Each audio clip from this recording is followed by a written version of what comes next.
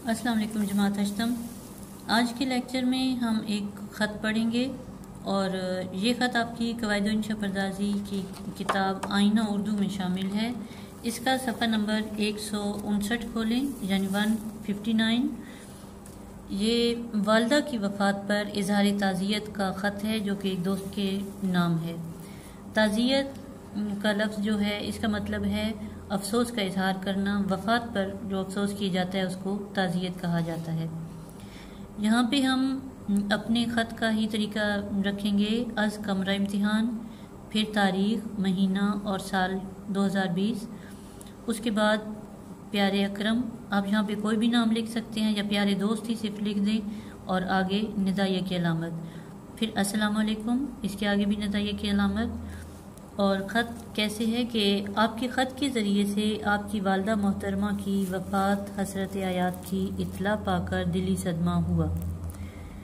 मैं इस सदमे को अल्फाज के ज़रिए से बयान करने से कासिर हूँ। दिल की गहराइयों से मेरी ये दुआ है कि अल्लाह रब्बुल इज़्ज़त मरहुमा को जन्नतुल फिरदौस में बुलंद मकाम अता फरमाए और आपको सब्र जमील की तौफीक बख्शे। ये ऐसे ही अल्फाज में किसी की वफ़ात पर ताज़ियत का इजहार किया जाता है। आगे कि ये हकीकत है कि माँ का वजूद औलाद के लिए बहुत बड़ी नेमत खुदाबंदी है, यानी अल्लाह ताला की नेमत है। माँ की ममता ज़रबुल मिसल है। माँ की दुआ को जन्नत की हवा कहा गया है। माँ की मोहब्बत बेलौस और बेगर्ज होती है, यानी उसमें कोई लालच और कोई गर्ज छुपी नहीं होती। ये खुदा के बाद इंसान का सबसे हमदर्द वजूद है। इस तरह वालदा की रहलत से यानी वफ़ात से आप एक बहुत बड़ी दौलत से महरूम हो गए हैं।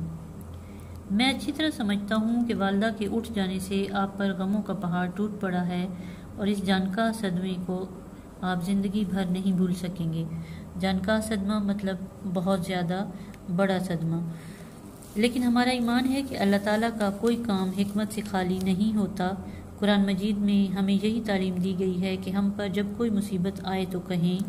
ये आयत का हवाला दिया गया है कि जब भी मुसलमान पर कोई मुसीबत आए तो अल्लाह ताला ने हुक्म दिया है कि ये आयत पढ़ें, इन्ना लिल्लाहि व इन्ना इलैहि राजिऊन, जिसका तर्जुमा है कि बेशक हम अल्लाह के लिए हैं और उसी की तरफ लौटने वाले हैं।